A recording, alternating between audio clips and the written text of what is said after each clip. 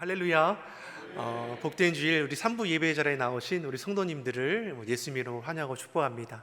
또한 각 가정에서 또 온라인으로 예배 드시는 우리 가정도 환영하고 축복합니다. 우리 따스한 눈빛으로 우리 좌우 계신 분들과 우리 멀리 계신 분들도 우리 눈빛으로 우리 환하게 인사하겠습니다. 반갑습니다. 잘 오셨습니다. 잘 오셨습니다. 반갑습니다. 잘 오셨습니다.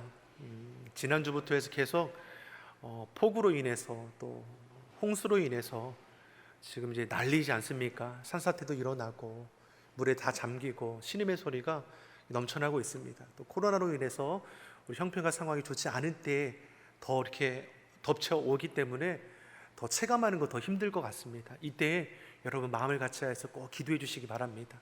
시대의 어려움을 우리 믿는 자들이 하나님 의지함으로, 하나님을 의뢰함으로 우리가 이겨낼 수 있기를 예수님의 이름으로 축원합니다.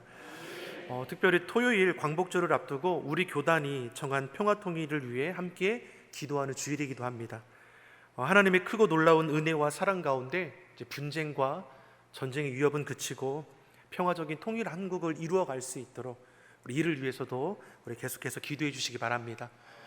특별히 우리도 힘든데 우리보다 더 힘든 우리 선교지를 꼭 품고 하루에 한 번 1분씩 꼭 기도에 동참해 주시고, 특별히 우리 8월 우리 가정 성경학교로 우리가 보내고 있습니다. 우리의 자녀들이 바르게 예배자로 설 수 있도록 여러분 가정에서도 우리 자녀들이 바르게 예배할 수 있도록 꼭 양육해 주시고 이를 위해서 협력해 주시기 바랍니다. 힘들 때 이길 수 있는 힘은 하나님께서 공급해 주십니다.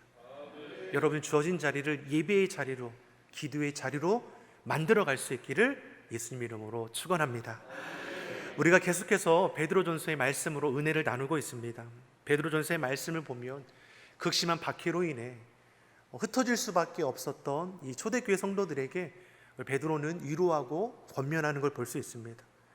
초대교회 성도들은 우연히 고난에 휘말린 것이 아닙니다. 자신의 죄로 인해서 고난을 당한 것이냐? 그것도 아닙니다. 그들은 예수님을 믿는다는 이유로 고향에서 쫓겨나 먼 타향에서 살아갈 수밖에 없었고, 그렇다고 타향살이가 편했는가? 불의한 자들로 인해 그 고통은 더욱더 가중되는 것을 우리가 알 수 있습니다. 그들은 믿음을 지키려고 생업을 포기하기도 했고 때로는 목숨까지도 위협받기도 했습니다. 이러한 혹독한 고난을 당하고 있는 자들에게 사도 베드로는 이 베드로 전서를 통해서 권면해 주는 것입니다. 앞서서 2장 19절의 말씀을 보면 고난을 받아도 하나님을 생각함으로 슬픔을 참으면 은혜가 된다고 했습니다. 3장 14절에서는 의를 위하여 고난을 받으면 복 있는 자니 두려워 말라라고 했습니다. 3장 17절에서 선을 행함으로 고난받는 것이 하나님의 뜻이라고 하고, 우리 본문 13절에서는 너희가 그리스도의 고난에 참여하는 것을 즐거워하라고 말씀합니다. 또 19절에서는 고난 받는 것을 부끄러워하지 말 것을 우리에게 재차 말씀합니다. 믿음을 위해 당하는 고난, 의를 위해 당하는 고난, 하나님의 영광을 위해 당하는 고난을 기뻐하라고 말씀하고 있습니다. 어려운 삶을 살아가는 것은 결코 부끄러운 일이 아니라는 것입니다. 우리가 고난을 부끄럽게 여기지 않고 오히려 기뻐할 수 있는 것은 이 고난이 결코 끝이 아니기 때문입니다. 예수님께서 십자가의 고난을 겪으셨습니다. 예수님께서 십자가의 고난을 겪으시기 그 전날 밤에 땀방울이 핏방울이 되도록 기도한 것이 무엇입니까? 내 아버지 만일 할만하시거든 이 잔을 내게서 지나가게 하옵소서. 육신을 입고 이 땅에 오신 예수님께서도 고난의 잔을 감당하는 것이 두렵고 무서웠다라는 것입니다. 그럼에도 이어서 하는 기도가 무엇입니까? 나의 원대로 마옵시고 아버지의 원대로 하옵소서. 고난 앞에서 아버지의 뜻에 순종함으로 아버지의 구원 계획을 완성했습니다.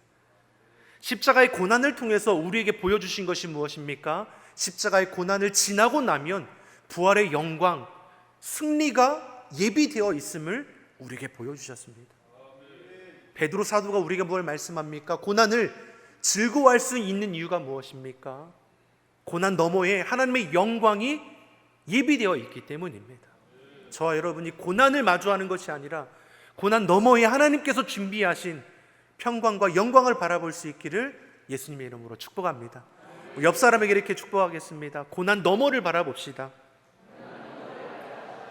아멘. 그래서 믿는 자에게 찾아오는 고난을 베드로 사도가 뭘 말씀합니까? 이상하게 여기지 말라는 겁니다. 믿는 자에게 고난이 찾아오는 것을 이상하게 여기지 말라는 겁니다. 12절의 말씀입니다. 우리 본문 12절 같이 보겠습니다. 사랑하는 자들아, 너희를 시련하고 오는 불시험을 이상한 일 당하는 것 같이 이상히 여기지 말고. 믿는 자에게 고난이 찾아온다는 겁니다.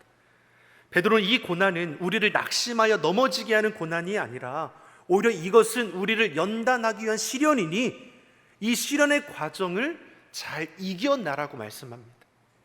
그것이 불시험일지라도, 불과 같은 극심한 시험이 자리가 있을지라도 이것은 나를 낙심하여 넘어지게 하는 것이 아니라 정금같이 나오게 하시는 것을 깨달아 알라라고 우리에게 말씀합니다. 사실 고난을 만나면 태어날 수는 없는 겁니다. 당연히 왜 이러한 시험과 고난이 내게 온 것인지를 우리는 불평할 수밖에 없는 겁니다. 믿음이 좋고 주의 일에 헌신하는 자들이라면 더욱더 이러한 고난에 대해서 의문을 품게 되는 것입니다. 내가 얼마나 열심히 했는데 어떻게 이러한 어려움이 우리 가정에, 우리 자녀에 찾아오는 것입니까? 고난 앞에 우리는 이렇게 반문하는 일이 생겨나게 되는 것입니다. 근데 사도 베드로가 우리에게 뭘 도전을 줍니까? 고난 당하는 것을 이상하게 여기지 말라라고 합니다. 왜냐하면 이는 우리를 연단하시기 위한 하나님의 방법임을 우리에게 가르쳐주고 있습니다. 이것을 우리가 알 수 있는 것이 무엇입니까? 아브라함을 통해서 우리는 배울 수 있습니다. 창세기 22장의 말씀을 보면 하나님께서 아브라함을 시험하십니다. 아브라함이 100세에 아들을 낳았습니다. 그 아들이 얼마나 사랑스러웠으면 그 아들의 이름을 웃음이라는 이삭이라고 지었겠습니까?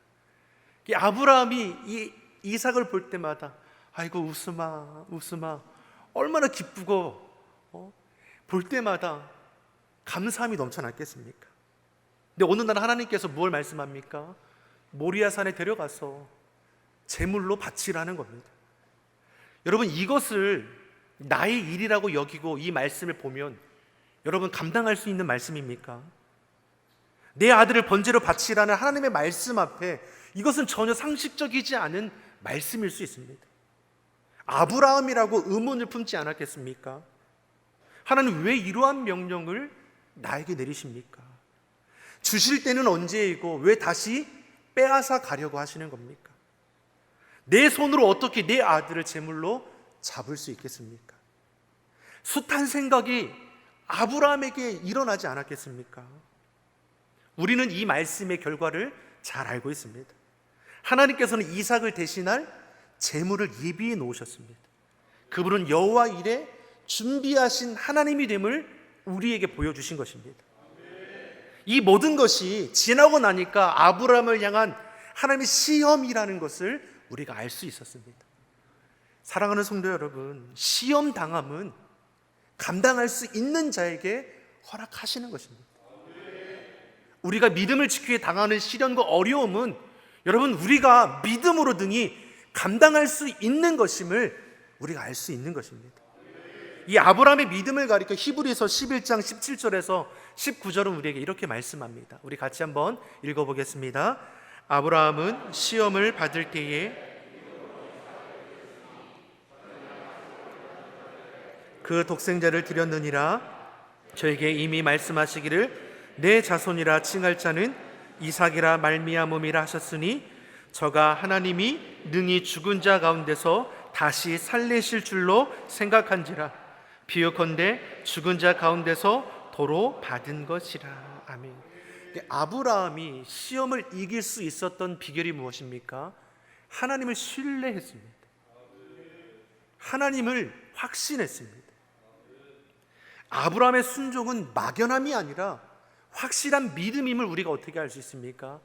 혹 하나님께서 예비한 제물을 준비해 두지 않으셨을지라도, 혹 그 자리에서 하나님께서 제물로 받았을지라도 하나님께서 다시금 살아나게 하실 것을 믿음으로 고백하고 있었다라는 것입니다. 사랑하는 성도 여러분, 시험 앞에 우리가 두려워 떠는 자가 아니라 그 시험을 믿음으로 마주할 수 있기를 바랍니다. 믿음을 지키기 위해서 허락하신 시험은 결코 우리를 절망 가운데 떨어뜨리는 것이 아니라 우리 믿음을 자라나게 하는 것이고, 더욱더 그 시험 가운데 여호와 하나님을 바라보게 하는 것이기 때문입니다. 우리가 욥을 통해서도 무엇을 배울 수 있습니까? 큰 고난을 겪은 욥이 하나님 앞에 이렇게 고백합니다. 욥기서 23장 8절에서 10절의 말씀을 우리 같이 보겠습니다. 그런데 내가 앞으로 가도 그가 아니 계시고 뒤로 가도 보이지 아니하며 그가 왼편에서 일하시나 내가 만날 수 없고 그가 오른편으로 돌이키시나 배울 수 없구나. 나의 가는 길을 오직 그가 아시나니 그가 나를 단련하신 후에는 내가 정금같이 나아오리. 아멘. 극심한 고통 가운데 그의 마음에 수많은 의문이 일어나게 되었습니다. 하나님이 고통을 주신 이유라도 알게 하셨다면 이 고난을 그래도 참아낼 것인데, 하나님이 그 어떠한 말씀도 욥에게 허락하지 않으셨습니다. 그러니 뭐라고 고백합니까? 앞으로 가도 하나님이 계시지 않고 뒤로 가도 하나님이 계시지 않는다는 겁니다. 왼쪽에서 하나님이 일하시는 것 같으나 그분이 보이지 않고, 오른쪽으로 돌이키는 것 같은데 여전히 하나님은 보이지 않으십니다. 이게 무엇 말씀합니까? 하나님의 고난 앞에서, 욥의 고난 앞에서 하나님께서 침묵하셨음을 말씀하는 것입니다. 고난 가운데 욥의 마음에 수없는 외침이 있었는데 하나님께서는 아무런 응답도 하지 않으셨습니다. 하나님의 침묵 가운데에 욥이 무엇을 고백합니까? 나의 가는 길을 오직 그가 아시나니 그가 나를 단련하신 후에는 내가 정금같이 나아오리라. 욥은 고난 앞에서도 의문에 대해 대답을 찾기보다는 하나님을 신뢰함으로 하나님께서 행하실 것을 고백하며 나아갔습니다. 감당하지 못할 불시험인데 이것이 나를 연단하기 위한 하나님의 방법이니 믿음으로 이 과정을 지나면 나를 정금같이 서게 하실 거라는 분명한 확신으로 하나님께 고백하는 것입니다. 사랑하는 성도 여러분, 우리가 믿음으로 선포할 수 있기를 바랍니다. 이 시대 의를 위해 당하는 고난이 있습니다. 믿는 자이기에 감당해야 할 시련들이 있습니다. 그런 시련을 만날 때 여러분 부끄러워하지 마십시오. 두려워하지 마십시오. 담대히 선포하십시오. 나를 정금같이 해가실 하나님의 영광을 바라볼 수 있는 은혜가 있기를 예수님의 이름으로 축원합니다. 나아가 사도 베드로는 우리에게 뭘 말씀합니까? 받는 고난에 대해서 이상히 여기지 말 것만이 아니라 오히려 이것을 즐거워하라고 우리에게 말씀합니다. 우리 본문 13절의 말씀을 우리 같이 한번 읽어보겠습니다. 오직 너희가 그리스도의 고난에 참여하는 것으로 즐거워하라. 이는 그의 영광을 나타내실 때에 너희로 즐거워하고 기뻐하게 하려 함이라. 아멘. 너희가 그리스도의 고난에 참여하는 것으로 즐거워하라고 했습니다. 즉 우리가 고난을 받으면서 누구를 떠올리게 됩니까? 예수 그리스도입니다. 예수님께서 십자가의 고난을 받으셨습니다. 우리가 믿음을 지키기에 당하는 그 고난은 예수님의 고난에 참여하는 것이라고 말씀합니다. 그러기 우리가 즐거워할 수 있습니다. 왜 그렇습니까? 고난을 이겨내면 부활의 영광, 참된 승리가 예비되어 있는 것을 알기 때문입니다. 믿는 자들에게 고난이 결코 끝이 아닙니다. 믿는 자들에게는 고난의 영광으로 나아가는 과정임을 우리가 잊지 말아야 할 것입니다. 옆 사람에게 다시금 이렇게 축복하겠습니다. 고난을 넘어 영광을 바라봅시다. 고난을 넘어 영광을 바라봅시다. 아멘. 그럼 우리가 고난을 바라보는 시선이 바뀌어지지 않겠습니까? 어떤 분들은 이제 고난 앞에서 하나님께서 나에게 어떤 은혜를 주실까 이런 기대감을 가지고 기도한다는 분이 계십니다. 아마 여기에도 그런 분이 많이 계실 것 같아요. 아멘이십니까? 여러분, 우리가 시련의 자리에서, 고난의 자리에서 하나님, 이 시련과 고난을 우리가 지나가면 하나님께서 어떤 은혜를 주시려고 하십니까? 하나님 감사합니다. 하나님 기쁘게 이 고난의 때를 지나가게 없어서 이렇게 기도로 우리 삶을 세워갈 수 있게 간절히 소망합니다. 만일 우리에게 다가온 불같은 고난을 이상하게 여기지 않고 하나님이 우리를 연단하시는 시험으로 이해하고 인내하며 즐거워한다면 그 고난과 시험은 우리를 복이 되게 하는 것이고 나아가 심판의 날에 상급이 된다라고 앞서서 우리에게 말씀해 주었습니다. 이 상급을 생각하면 고난은 즐거울 수밖에 없는 것입니다. 물론 모든 고난이 하나님 앞에 기쁨이 되고 상급이 되는 것은 아닙니다. 15절의 말씀을 보니까 너희가 피할 고난이 있다라고 우리에게 말씀합니다. 우리가 무슨 고난을 피해야 합니까? 15절의 말씀을 우리 같이 한번 읽어보겠습니다.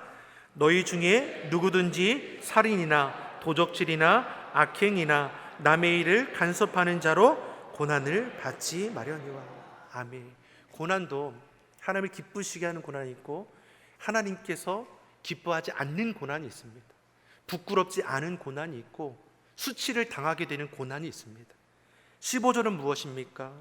너희가 살인이나 도적질이나 악행이나 남의 일을 간섭하는 것으로 이웃을 비방하고 비난하고 정죄하는 것으로 너희가 고난을 받지 말 것을 우리에게 교훈하고 있습니다.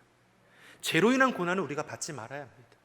사랑하는 성도 여러분, 우리가 죄의 자리에 있으므로 우리에게 찾아오는 고난을 여러분 비껴나가시길 간절히 소망합니다. 이를 위해서 헛된 것에 마음을 빼앗기지 말아야 하는 것이고, 그래서 우리가 시대를 구별하여 정신 차려 신앙생활해야 하는 것입니다. 여러분, 우리의 마음을 빼앗기는 것, 우리의 마음을 유혹하는 것이 무엇입니까? 그것이 하나님이 기쁘시게 하는 것이 아니라고 한다면 그 자리를 떠날 수 있기를 간절히 바랍니다.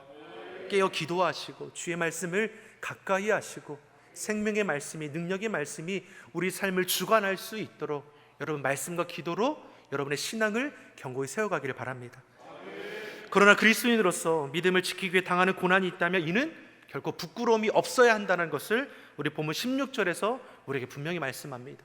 16절의 말씀을 우리 같이 한번 보겠습니다. 만일 그리스도인으로 고난을 받은 즉 부끄러워 말고 도리어 그 이름으로 하나님께 영광을 돌리라. 아멘. 그리스도인이기 때문에 믿음을 지키기 위해서 당하는 시련과 고난이 우리에게 있습니다. 초대교회 성도들은 터전을 떠나 방황하는 자가 되어야 했습니다. 타향살이 하는 가운데 불의한 고용주를 만나면 불의한 대접을 받아 고통 가운데 또한 처하게 되었습니다.